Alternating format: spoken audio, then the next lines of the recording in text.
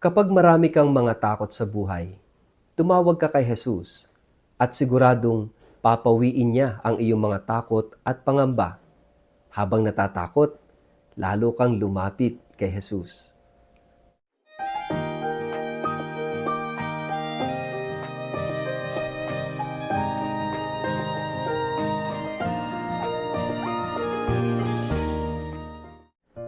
Ang mabuting balita ng Panginoon ayon kay San Mateo.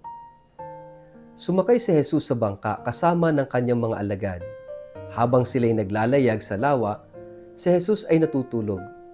Biglang bumugso ang isang malakas na unos at halos matabunan ng mga alon ang bangka.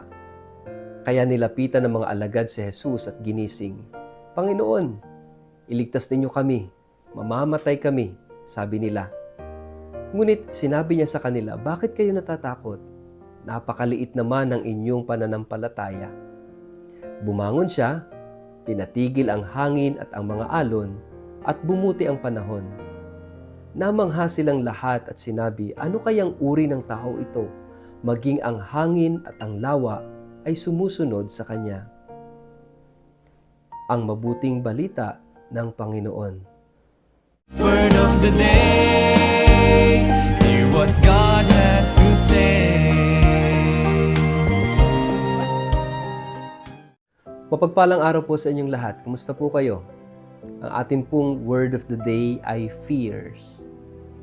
Bago po tayo magpalalim sa atin pong reflection sa araw na ito, kayo po ay muli kong inaanyayahan na huwag kakalimutan mag-like, follow at subscribe sa atin pong Facebook page at YouTube channel na Word of the Day.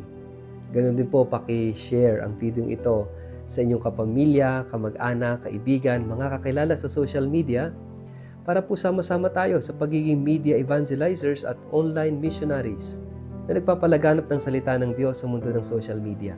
At kung kayo po ay nakikinig ng Word of the Day sa pamamagitan ng Radio Maria, mapagpalang pakikinig po sa inyong lahat. Mga kapatid, ikaw ba'y maraming takot sa buhay? Takot na sumunod sa Diyos, takot na gawin ang tama, takot na tumulong, takot na magmahal. Ano ba yung takot mo sa buhay? Ngayong araw na ito ay dinadala tayo ng ating ebanghelyo kay Jesus na siyang may kapangyarihan, na siyang may kakayanan na magtanggal ng lahat ng mga takot natin sa puso. Narinig muli natin yung kwento ng pagtawid nila sa lawa na kung saan habang sila'y nasa bangka ay sinalubong sila ng malakas na bagyo. Malakas na hangin at alon na sumasalpok sa kanilang bangka. At ang mga alagad ni Jesus ay labis na nangamba, labis na natakot. Habang si Jesus ay payapang natutulog sa hulihan ng bangka. Parang kakaiba itong kwentong ito. Yung mga alagad, takot na takot, nangangamba. Si Jesus, payapang natutulog. Kaya nga ginising nila si Jesus, sila nagdasal. Panginoon, lulubog na tayo, mamamatay na kami. Hindi nila sinabi, mamamatay na tayo. Sabi nila, mamamatay na kami. Siguro nandun yung paniniwalang si Jesus ay Diyos at sila'y tao o kaya naman ay alam nila yung kapangyarihan ni Jesus pero sila walang kapangyarihan. Kaya sabi niya, baka kaya mong iligtas yung sarili mo pero paano na kami? Sometimes you have so many fears. At alam niyo ho, yung mga takot natin sa buhay, galing sa kakulangan ng pagtitiwala kay Jesus. Pagtitiwala sa Diyos. Mga kapatid, ito yung binibigyang diin sa ating ebanghelyo ngayong araw na ito. Na kung tayo ay magtitiwala at ganap na magtitiwala at sasampalataya kay Jesus, mawawala yung mga takot at pangamba natin sa buhay. Because most of our fears are coming from our lack of trust and belief in Jesus. Kaya nga mga kapatid, ngayong araw na ito, sana ho ay ating sariwain at panibaguhin yung ating pananampalataya at pagtitiwala kay Jesus. Sana ho ay hilingin natin sapagkat ito'y grasya, ito'y biyaya ng Diyos, yung magtiwala ka at sumampalataya sa Kanya. It's a gift from God. Hindi yan dahil sa ating sariling galing at pagsisikap. Regalo ng Diyos. Dito sa ating gospel, nung makita nila ang ginawa ni Jesus, nung pinahupa ang dagat, pinatigil ang hangin, silang lahat ay namangha. They were amazed. At ito yung mahalagang makita rin, ma-amaze din tayo sa buhay dahil sa ginagawa ng Diyos sa buhay natin. But sometimes, hindi natin lubos na maunawaan ng lahat.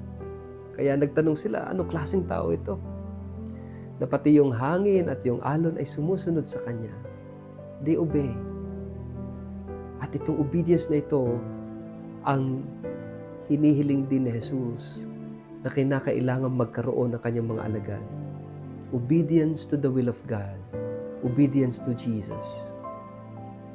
Mga kapatid, kapag tayo ay sumusunod, yung pagsunod ay pagpapakita ng ganap na pagtitiwala. If you learn how to obey, just like the wind and the sea, na sabihin ni Jesus, be quiet, be still. Sila'y sumunod. At yun din yung kinakailangan ng mga alagad. Totally magtiwala kay Jesus at sumunod sa Kanyang kalooban. At yan ay para sa ating lahat. At yung hilingin natin na alisin ng Diyos ang takot sa ating puso, palitan ng pagtitiwala upang tayo ay ganap na makasunod sa Kanyang utos, sa Kanyang kalooban.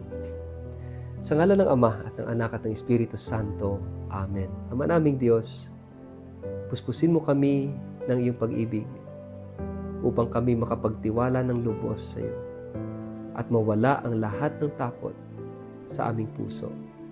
Amen. Pagpalain po kayo at ingatan ng makapangyarihang Diyos, Ama at Anak at Espiritu Santo. Amen.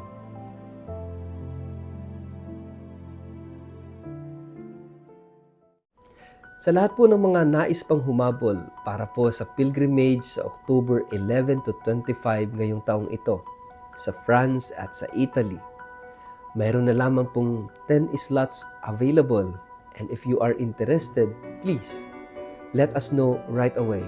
Pakitingnan ang contact details na nakikita nyo sa screen para makapagpa-reserve na kayo. First come, first serve lamang po ito. Kapag napuno na yung 10 natitirang slots, magsasara na po tayo sa ating recruitment. Sana po makasama ko po kayo sa pilgrimage na ito bilang paghahanda natin sa Jubilee of Hope na magaganap sa susunod na taon.